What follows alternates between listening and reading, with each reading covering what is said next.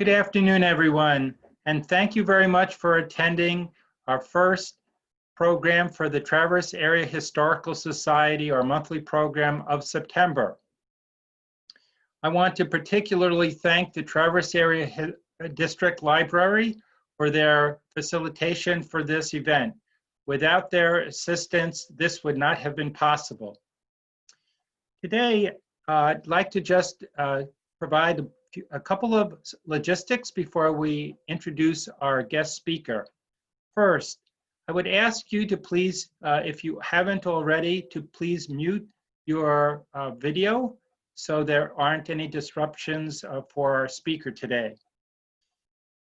Any questions that you have, please put them into the chat feature, and then our speaker will answer the questions at the conclusion of his presentation. So to begin with, it is my pleasure to introduce Admiral Jerry Achenbach, the Superintendent of the Great Lakes Maritime Academy, who will present today on the first 50 years of the Great Lakes Maritime Academy.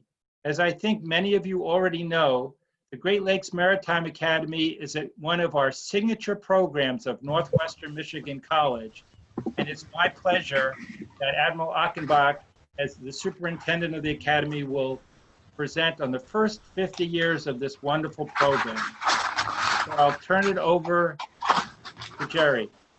Thank you, Jerry. Thank you, Stephen. If people give me a thumbs up, hopefully you can hear me.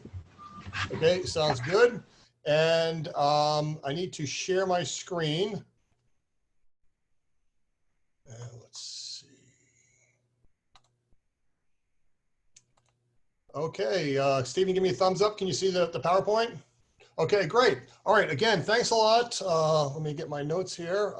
Pleasure to be here virtually. We were hoping to do this pre-COVID, but obviously hope is not quite a plan. So the first group of cadets, one thing here. Okay, so the first cadre of cadets arrived at Northwest Michigan College's Great Lakes Maritime Academy. And if you ever see anything I write or anytime I'm quoted, I always say that Northwest Michigan College's Great Lakes Maritime Academy. So don't want to turn this into a talk about COVID's impact, but there are a lot of well-meaning and well thought about arguments that the academy should be more like the other academies, should be standalone, a Division III school. But the flexibility that we have had by being part of a community college has really made us different in a positive way.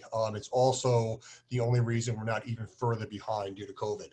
But anyway, so the first cadets arrived in September of '69. For that reason, we decided to commemorate our 50th anniversary during the 2019-2020 academic year. So as part of the celebration, we decided to develop a book to commemorate the Academy's first 50 years.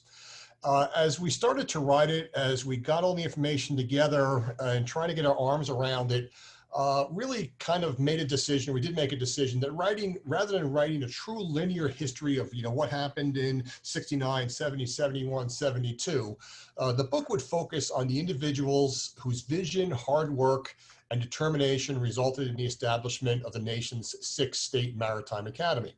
If you step back and you think about the size, the amount of cargo, the number of ships that on every hour call on Seattle, Miami, Jacksonville, New Orleans, Norfolk, Baltimore, especially Miami. Just think about Florida, Jacksonville, Miami, Tampa, all the cruise ships. None of those states, or none of those ports are in states that have a state maritime academy. But one of the 6 state maritime academies is in Traverse City. So it makes it even more impressive of what the people whose vision and whose hard work resulted in the academy is. So, and those people were, so Mr. Les Biederman, there might not be an NMC without Mr. Biederman. There definitely would not be a Great Lakes Maritime Academy. In the early 50s, he had the vision of a floating university. And he was looking at the amount of time a ship is under sea, which really would dovetail nicely with the semester. And his vision was the college would acquire a vessel from the Navy. Students and faculty would be underway for a length of time equivalent to a semester, and then visit ports, take in historical sites, and complete classes. For a variety of reasons, the idea really never happened, mainly because of finances. It's very expensive to operate a ship, and there's just not enough tuition revenue to make up the costs. But Mr. Biederman did not give up on the idea of a maritime component at NMC. Well, in 1968, Senator Griffin, Michigan senator, sent a letter to the college noting that there was federal money for initiatives such as a maritime academy. That's when the idea of GLMA really started and the entire community got behind it. When the academy was started, the first superintendent is Mike Hemmick, whose photo is there, is on your right as you look at it. As chief engineer, John Hayes, one of the earliest graduates, stated he just looked like a captain. But in addition to looking at it, he really was a captain. Captain Hemmick was a 1943 graduate of the U.S. Merchant Marine Academy. May not have even been at Kings Point at that time, may have been at Sheepshead Bay. I'm not sure when they made that transition, but he was a World War II Merchant Marine veteran, very, very substantial resume, and he's the one who was the first superintendent. Robert Griffin, a couple photos of some people in the early 60s who were instrumental. Robert Griffin, who served in both the U.S. House of Representatives and the U.S. Senate. So he's the one in 67 who sent the college a letter that stated there was federal funds available for projects such as a maritime academy. But during the research we did to write the book, we found minutes from a board meeting in the early 60s where Mr. Biederman, even years before, so at the time between when he gave up on the floating university and the establishment of GLMA, was talking about the value of the Maritime Academy, and there should be one on the Great Lakes, really just for freshwater for the Great Lakes. Arnold Eggstrom, who was instrumental in the passage of Michigan House Bill 380 in the early 50s, and this allowed Michigan communities of less than 25,000 to finance and operate a college. I think we'll see with the reason why it took us so long to have a bachelor's degree was Michigan did not allow community colleges to award bachelor's degrees until 2012.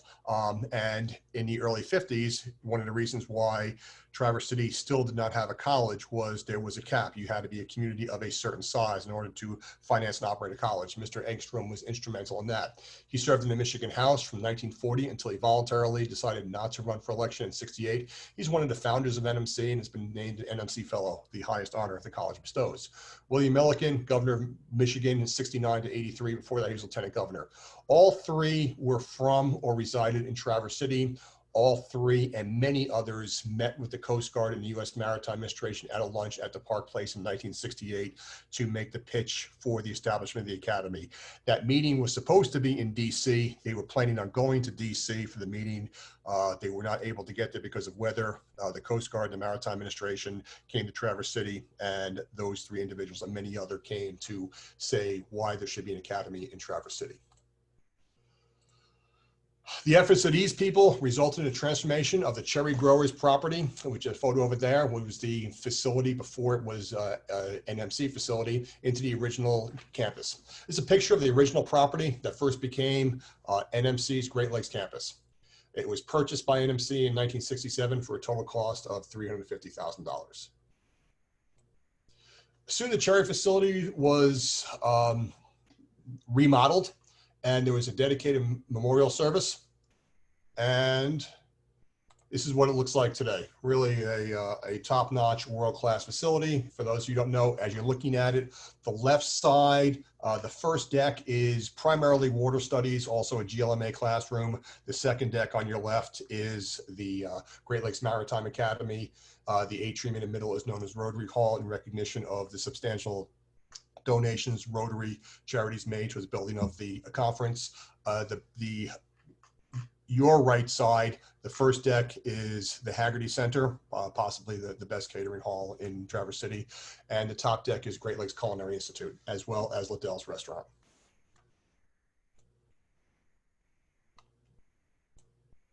So the community, Michigan elected officials were very supportive of the academy. The Coast Guard and the U.S. Maritime Administration were skeptical at best.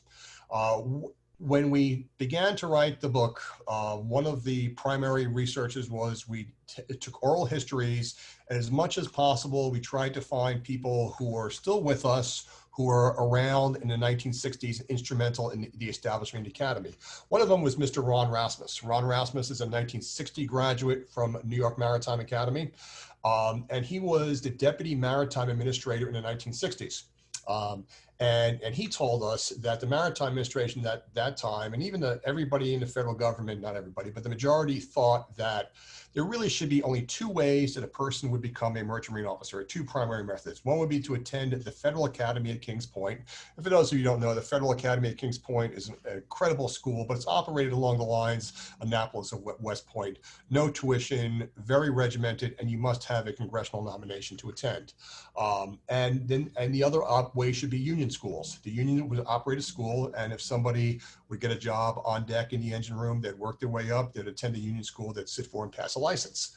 Well, there were already 5 state maritime academies. So in addition to the Coast Guard and the Maritime Administration, the other academies were lukewarm at best. And there's a real fear that the 6th Academy would reduce the funds available for the existing schools. And while organized labor really had no objections in the beginning, after about a year, they started to have very serious and to the point where they're published not only in their own newspapers, such as the slide has, but also press releases, letters to Congress. Their objections were so strong, and they went to Admiral Benkert, who was then the Commandant of the Coast Guard in the 60s, that they sent a team to NMC to investigate the Academy. The allegations were the Academy was simply taking existing NMC general education courses, labeling them maritime, and there's really no maritime component. Long story short, the Coast Guard found no nothing, everything in order, and there was no substance to the union's objections. When we wrote the chapter about the union objection, we gave the current union leadership a copy, and they provided the following, noting, I'm not going to read it verbatim, but 50 years later, we're all friends. GLMA is very much a valued partner, not only with respect to promote the American Merchant Marine, but as a source for mariners and union members. One of the last slides I'll present, we'll be talking about an initiative that I'm very proud of, where we work with culinary. The SIU is mainly an unlicensed union for unlicensed officer, people who work on deck in the engine room as well as the galley. They are probably the biggest supporter of our partnership with the Culinary Institute. We had the first 2 young women that sailed on the training ship after they graduated from GLCI, went to the union school in Piney Point, Maryland, tested out of the union's culinary school. There's just, don't know what the test involved, but they did not have to attend their 3-week or culinary school, and they've been sailing with that union, for 3 or 4 years now. And the other American Maritime Officers was the union that was probably the most vocally against the establishment of GLMA. They are now very engaged at the Academy with recruiting, and they are members of our Board of Visitors. Okay, so maritime academies need ships. You need, in addition to a large training ship, you also have to have a smaller vessel to practice ship handling and other aspects. Mr. Biederman had been looking at excess Navy vessels since the early 1950s when he first thought of a floating university. But even a donated vessel costs quite a bit of money to accept, transport, to Traverse City to operate. Well, the solution that he and the college came up with was known as the Allegheny Club. In 1969, a dinner was held at NMC. All the food was donated by the Olson family, and the Allegheny Club was established. And the dues were set in 1969 at $100. Michigan Representative Mike Dively, who was one of the youngest members of the Michigan House in the late 1960s. He was interviewed for this book, and this is his dues with membership of the Allegheny Club, his dues for the membership. In 1969, Mr. Dively introduced a legislation that would formally call for the governor to request that a state maritime academy be established in Traverse City, Michigan. We were able to locate Mr. Dively, and he participated in the writing of the book.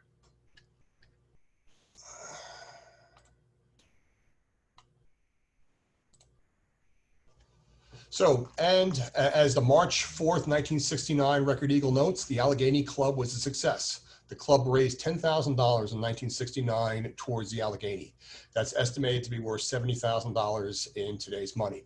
And in addition to that, they raised $10,000 for transportation of a vessel the Navy donated to NMC for a program that hadn't even been established yet. You know, it had formally not been established, but people in Traverse City were able to not only raise money for this program, but they were able to get the Navy to donate a vessel for it.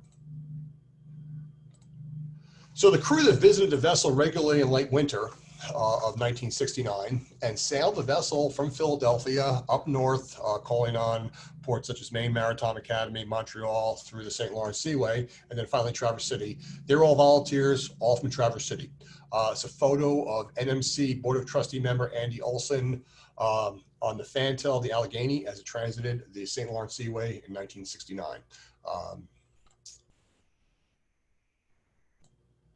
It's a photo of NMC faculty member Alf Turdell, who was a crew member on the Allegheny. As I was doing my notes in preparation for this presentation, I researched Mr. Turdell. He has quite an expansive resume. He's Imogene Wise Award winner in recognition of being one of the best faculty members of at NMC. But he was not a mariner. I could not find anything that said he had any kind of merchant marine background, but he, like a lot of people in Traverse City, went down to the Coast Guard, got their credentials, and chipped, painted, scrubbed, cooked, did whatever it took to bring the Allegheny up to Traverse City. And the arrival was an important event. And again, it was an important event in Traverse City. And what I found fascinating is that Mr. Biederman was, was able to have the Navy donate a vessel to NMC for a program that had not been formally established at the time. It's an indication of not only how things were a bit more formal 51 years ago, but of really the political influence that Michigan and Traverse City had in Washington, D.C. in the late 1960s. And during the writing of the book, I was given a scrapbook by Mr. Paul Biederman's son, Paul. In it was a letter from the commanding officer of the U.S. Navy Hospital, Philadelphia, thanking him and the people of Traverse City for their support. It was very complimentary, but it didn't really go into any details. So I asked Mr. Biederman, what was this about? It's about the time that they were picking up the Allegheny, but I couldn't make a connection between, taking delivery of a vessel and injured sailors in a Navy hospital. Well, he sent me this photo and explained, it's also in his book, Happy Days, that his father had visited the hospital when he was first inspected the Allegheny and noted on his radio program how great it would be if the community could do something for the injured sailors he encountered while at the hospital. Well, this led to a huge amount of donations, as you can see in the picture, of baked goods, fudge. So when the team from Traverse City arrived at Philadelphia to begin the delivery of the Allegheny from Philadelphia to Traverse City, they brought the Cherry Queen with them, of course, and several thousand pounds of baked goods and distributed them to the injured sailors. And the interest of not turning this to a very long program, but my favorite part of the book involves a sailor who received a box of fudge with a note, and he began a correspondence with a family in Kingsley. And this sailor was an orphan, and he was raised in orphanages in Kentucky. Well, he was adopted by the family in Kingsley, and there was a newspaper clipping when he went to visit his new family in Christmas. He got a Holstein calf as a gift. But it's a fun story. And so while the Allegheny is the vessel people recall, and there was the Allegheny Club, and its arrival is very much a symbolic beginning of the Academy, it was never used as intended for various reasons. However, a second vessel, the Hudson, arrived at close to the same time. It was used regularly by the first cadets at the Academy. I'm talking to History Society, so maybe I can make the allegory that in a lot of ways the Hudson was the Hawker Hurricane to the Spitfire. Everybody thinks Battle of Britain, Spitfire, but the Hawker Hurricane did the lion's share. Everyone thinks the Allegheny, and it was a great vessel, but the Hudson is the one that the cadets used, the cadets lived on, the cadets made trips to the shipyards and industry. And when I see it, Anne, I noticed that Anne was with us, but so when we drafted the book, Anne said she very much wanted to write a chapter regarding the first woman at the Academy, and that chapter is her baby, and it's a great chapter in the book. But as it notes, in 72, 74, the college catalog noted that each applicant to the Academy had to be a male citizen of the U.S. And the first female cadets arrived in 76, but by March 79, there were 6 female cadets. I want to say by the early 80s, we had the highest percentage of females cadets of any maritime academy in the US. The female cadets have done very well being represented among recipients of the Academy Graduation Awards such as Cadet of the Year, Engine Cadet of the Year, Deck Cadet of the Year. In 2007, the U.S. Maritime Administration began to sponsor a Women on the Water conference for the female cadets at the 7 federally regulated maritime academies. GLMA hosted the first conference. We hosted it a second time in 2017. Here's a photograph of I think most of our female cadets and a few of our male cadets at that 2017 Women on the Water conference. So the curriculum. The original curriculum was an associate's degree with a license that was only valid for service in the Great Lakes. I want to say the early 90s, we started a very successful partnership with Ferris State, and that allowed the cadets to get a bachelor's degree in business administration. So the college policy at that time was if a cadet entered with a bachelor's degree, they would just get the NMC Associates and their Merchant Marine license. If they did not have a bachelor's degree, they were required to complete the Ferris degree as well as the NMC degree. And that was important because there are there's some excellent shoreside jobs, marine insurance, admiralty law, cargo brokers, where you have to be a Maritime Academy graduate in order to apply for an entry-level position. They're not seagoing, but they have a maritime component. And the GLMA cadets were not being able to apply for those jobs. The same point, you need a bachelor's degree to be an officer in the military in most cases. You know, so it was a very successful partnership, and it was the first step to putting us on the same plane as the other academies. The challenge was we also went from a Great Lakes only license to a license that was valid for Great Lakes and Oceans. Well, that resulted in our associate's degree requiring 117 credits, where most require 60. The associate's and the Ferris degree required a total of 147 credits, which is very close to a bachelor's degree and a master's degree. For that reason, President Tim Nelson made it one of the college's goals to have legislation passed that would allow NMC to award bachelor's degrees in some very specific programs. We were not looking to become a college that could offer a wide range, but we're looking for basically primary degrees that other universities were not offering, and Maritime was one of them. Governor Snyder signed House Bill 4496 in late December 2012. Our bachelor's degree was accredited in November of 13, and there's a photograph from a board meeting in late January 2014, and those are the first recipients of a bachelor's degree from a Michigan community college. All cadets are now in our bachelor's degree granting program, and this has saved each cadet more than $10,000 in tuition.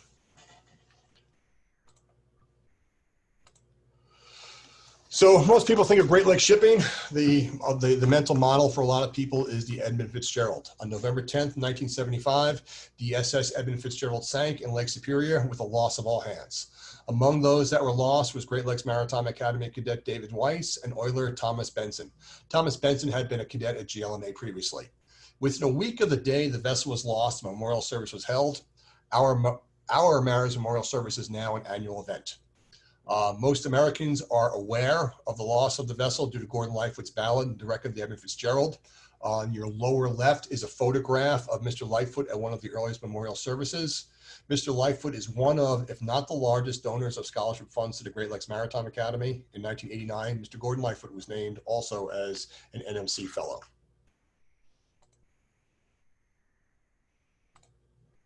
These are photos on your left from the 1998 Mariners Memorial and from the 2012 Mariners Memorial Service. At the service, a bell is rung after the name of each person who was lost on the Admiral Fitzgerald, and their name is read out. As you can see on your right hand, we have one cadet ringing a bell where another cadet was reading out the names. We will do it again this year. We'll be doing it via Zoom virtually, but it is our annual tradition. So the training ship State of Michigan arrived 2002. It was a total game changer. It put us finally on the same field as the other academies. One reason why the Allegheny was never used as intended was the cost to operate. The state of Michigan, because it wasn't donated, the state of Michigan is actually a federal vessel in the reserve fleet. Essentially, it's a vessel the federal government is paying to maintain in case they need it for a time of national need, either national defense or emergency response. But they let the Great Lakes Maritime Academy, Northwest Michigan College use it when they don't need it. So therefore, it's got a funding stream. It will go to dry dock next month. That dry dock is going to cost well over $1 million. It will take place in Wisconsin. It will be fully paid for by the Maritime Administration. The other one is earmarks. You know, you hear a lot of things when earmarks were being done by Congress about how they're being abused. Well, you know, in a lot of ways, yes, there was some abuse, but they also did work. One reason why the training ship is in such great shape, especially compared to the other training ships, is that it was properly converted. It's very hard to convert a vessel with federal money because you have to get it in 1 year increments. Senate 11 got an earmark to get enough money in one lump sum where we were able to take it to a shipyard also in Wisconsin to have it converted from a Navy surveillance vessel into a vessel that's properly equipped and almost appears to be designed for use by a college. Cadets complete their first sea project in a training ship pre-COVID. They would do their other two on commercial vessels. I think the next couple of years, we're going to be using the training ship more than we had intended, but it's, at least we have that option. But historically, they would go on the training ship first, and then they'd go on a commercial ship for their second and third sea project. By easing them into shipboard life, the Academy dramatically increased retention. I estimate that greater than 80% of the cadets that arrive at the Great Lakes Maritime Academy graduate within 4 years. This is only exceeded by the Federal Academy, an academy which is tuition free.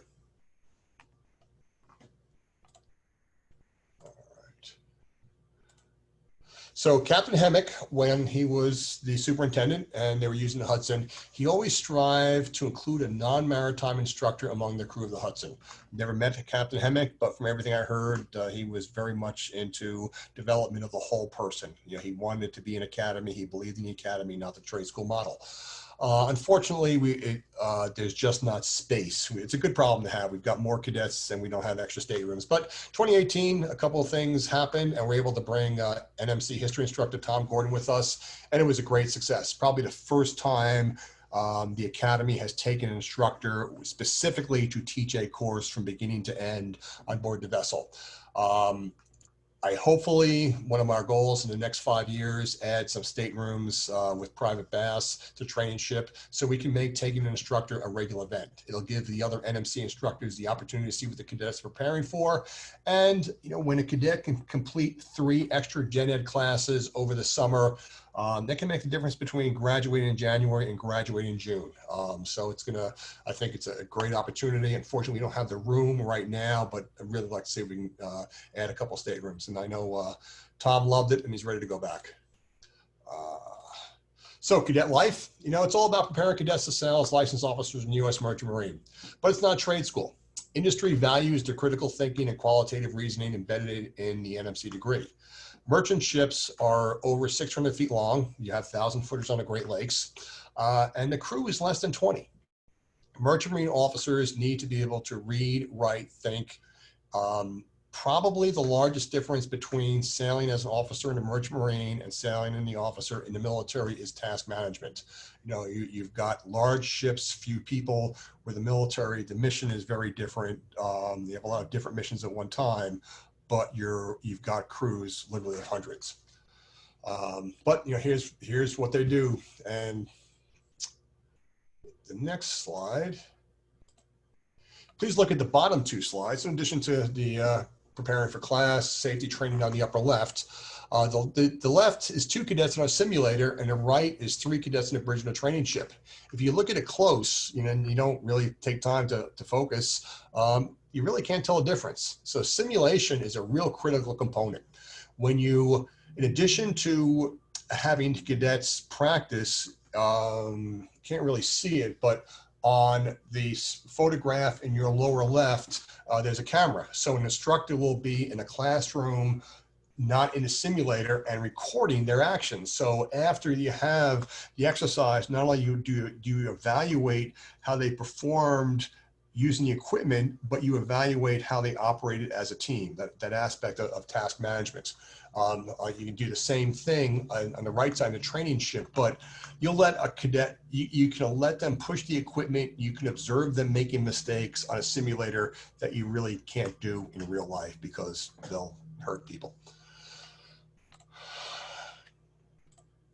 So as I'm starting to wrap things up, here's a quick photo. Well, we talked about the Allegheny Club. Well, a similar initiative was undertaken to fund the current campus. There's a photograph of NMC board member, prior board member, and the co-chair of the Buy a Fish, Fund the School campaign with the college's spokesfish about 20 years ago.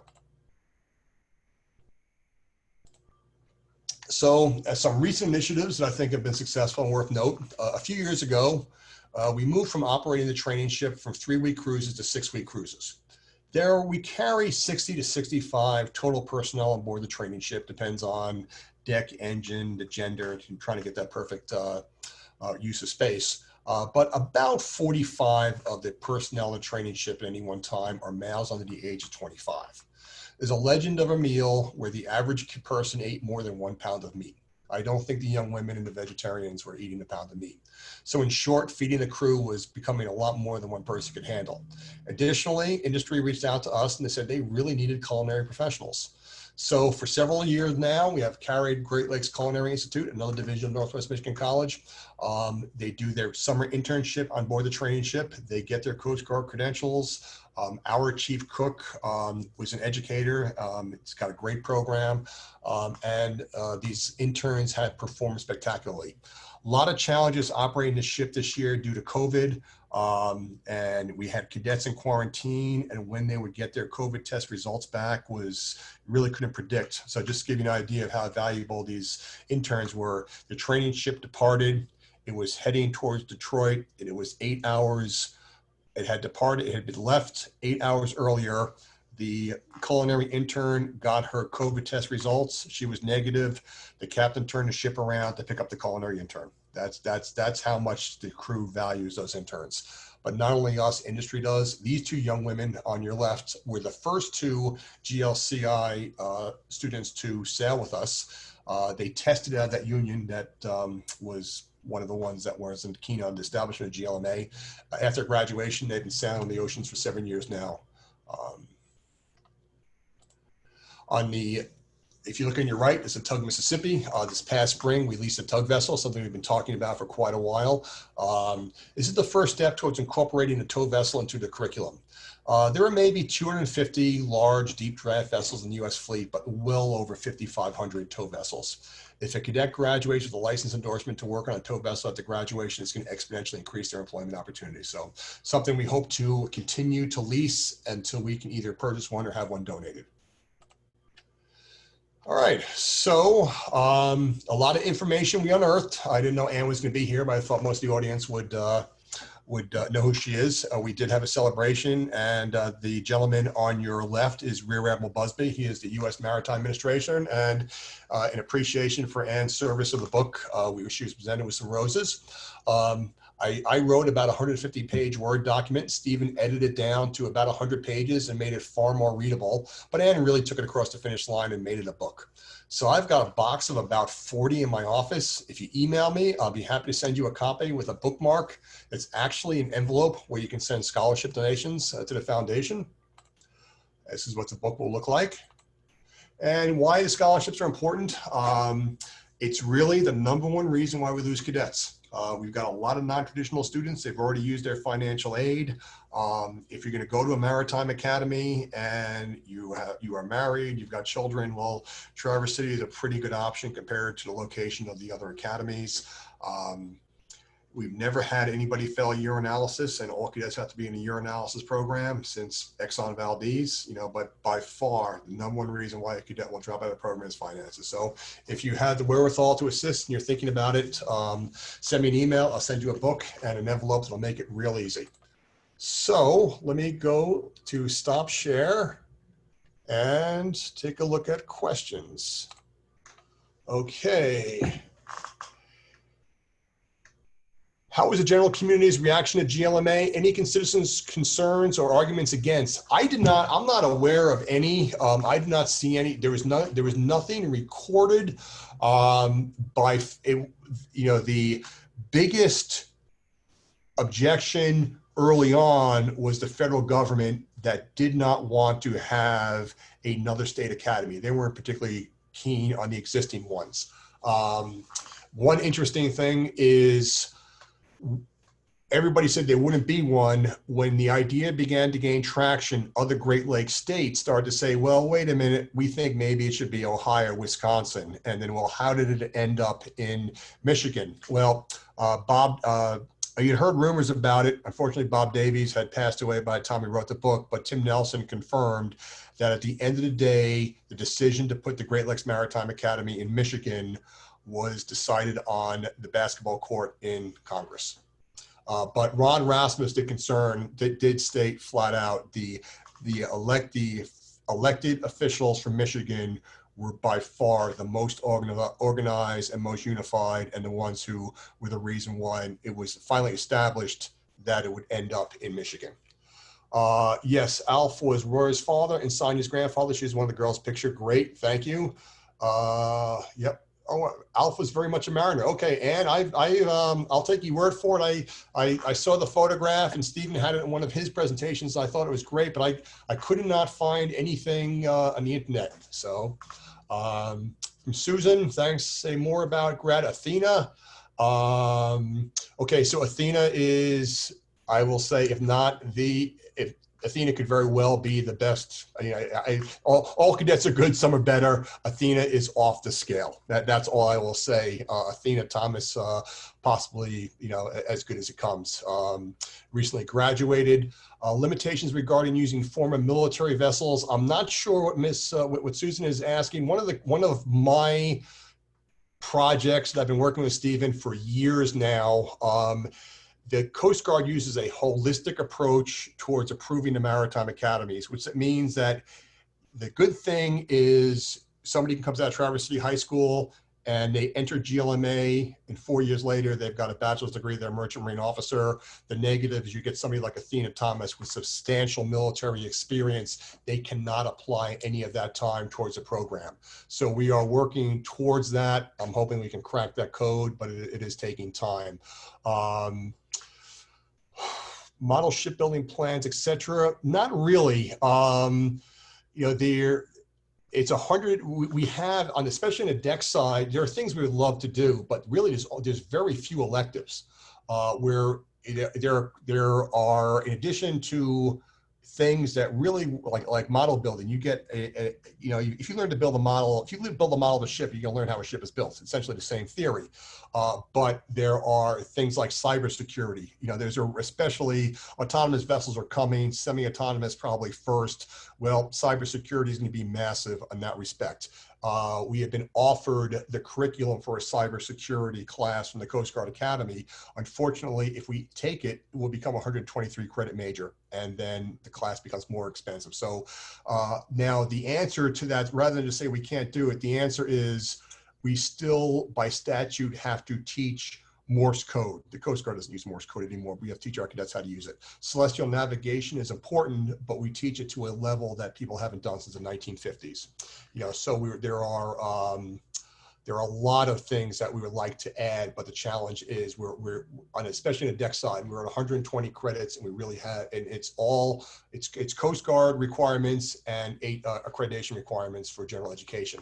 Creating a 50th book, what we all need to think about and thinking ahead about documenting history, regardless of topic, what artifacts or histories do I wish we had the number, in a perfect world. I really wish we could talk to more of the people who were around when it was established. One, I wish we had more time, because I felt like it's hitting a wall the first 6 months until we figured out, okay, here's the avenue we're going to take. We're going to focus on the establishment of the academy, then a linear history, and then we had to get it to the printer in time. But so that's, I wish we had more time. That's possible. If I could click my heels or had a magic wand, I'd really like to go back 10 years before, when Bob Davies, and probably 15, I think it was 86, Mr. Biederman died. More of the people who were here in the beginning to get some more of those histories. It was years and years ago, somebody wrote a history of the first 25 years of Saturday Night Live, and it was a very fun oral history, and they seamlessly incorporated quotes from people who were there in the beginning into the book, and that was really the model, at least what I used. But so, those are things I wish we had. As far as artifacts, we had Anne. We could not have done it without Anne. The photo, she all I did was type words onto the computer. Stephen made them readable, and went through and found the photographs. And other than occasionally, Jerry, do you recognize this person? It was Anne. Judy Druskovich and Sue Denoya helped her quite a bit identify photographs. How does GLMA post-graduation placement rate compare to the other academies? Close to 100. I would say we were 100 up until COVID. Right now, cargo across the board, Great Lakes and Oceans is down 40%. People are not flying, therefore there's less jet fuel, therefore there's less tankers carrying jet fuel. There's a lot of positive to using less fuel. I'm not saying that's a bad thing, but people are using less fuel, there's less fuel being transported. They were a major source. Tell you, going back to Athena Thomas, she was on a tank ship for her Final C project, and I think she sat at anchor for the last couple of weeks because they just had no cargo. It's hard to, I hate to say anything positive about COVID, an unintended consequence that will benefit our graduates. Right now, there are mariners that were thinking about retiring in 2 or 3 years. When COVID hit, they said, you know what, I'm going to retire rather than sail this summer. So we've heard from industry that, yeah, it's a pretty rough year right now for cadet births, for cadet employment. But once we get through COVID, there is going to be a real demand for mariners, not only for because people retired, but there's going to be more steel, more road building type of things that go on in the Great Lakes. So it's kind of hard, though, to get back. I think it's Peg's question. It's kind of hard to really get an answer, because cadets, we do poll the cadets, query them as best we can, but we probably get a less than 10% response rate. But I am reasonably certain pre-COVID, anybody who wanted a job could get one. The future key, though, really just to, you hope people get the job they want the day they graduate and they live happily ever after. But, that doesn't really usually have to take 2 or 3 jobs so you find out, which one works for you.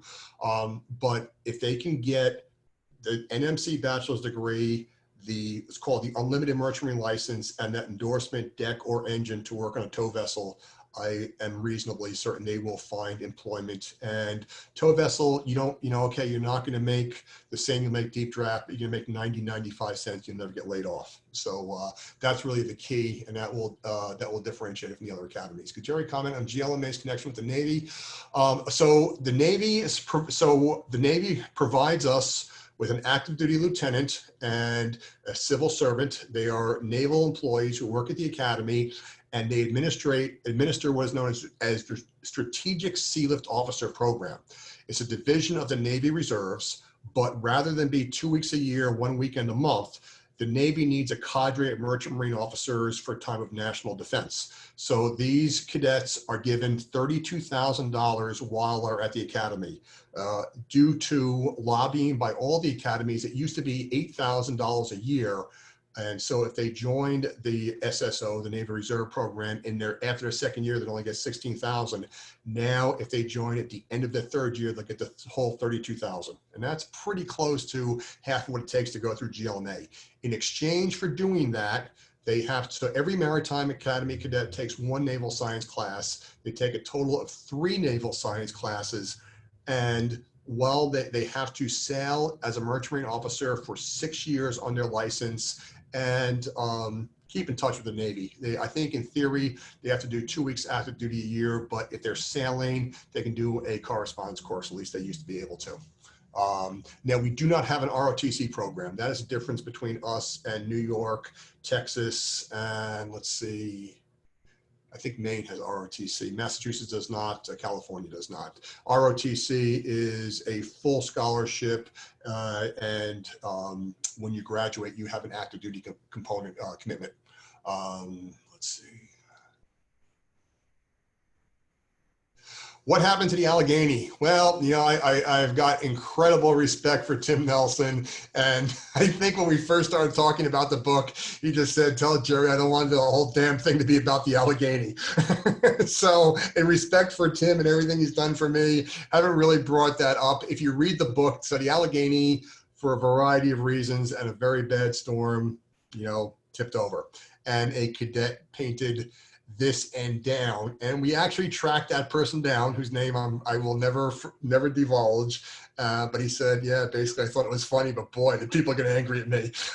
But while the Allegheny was never really used the way people thought it would, we thought it was going to be used, I think they got over $100,000 in the early 70s for salvage value. So yeah, I had the photograph, but and I think I've got it in the book. But in respect to Tim Nelson, I didn't bring it up, but we did find that person, and it was. The Allegheny, I think, is the sister ship to a ship that Kings Point had for a long time, and I think it's still sailing on the Great Lakes.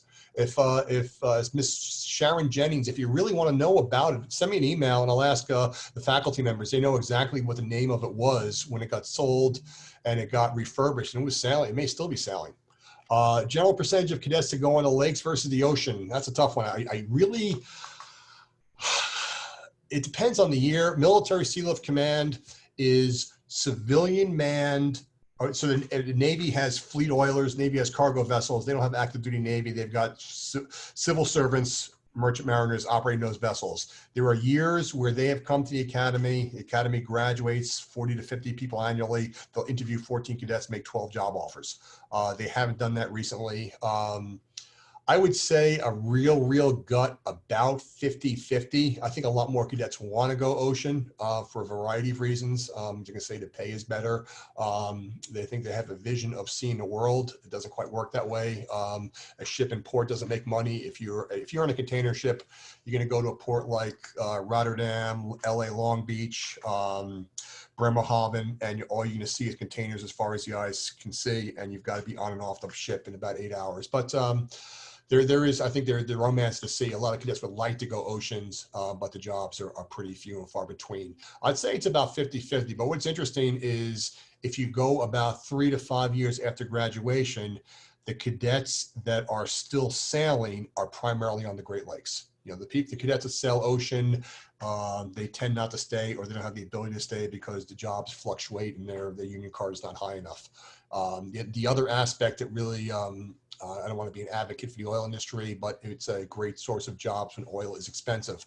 When I arrived, oil was about $120 a barrel, and that's the industry. Oceans and Great Lakes was very upset at the amount of cadets from all the academies that were sailing in the oil exploration industry, but that industry has not been hiring for several years now.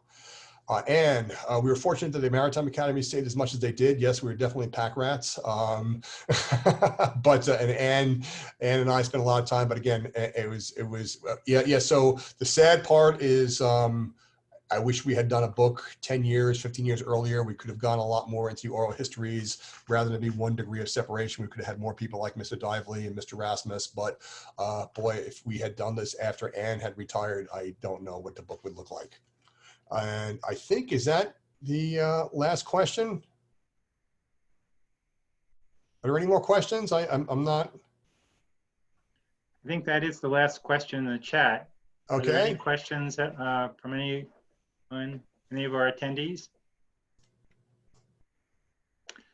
Well, Jerry, I want to thank you very much for a great presentation about the history of the Great Lakes Maritime Academy and all of your answers to the variety of questions from the members today.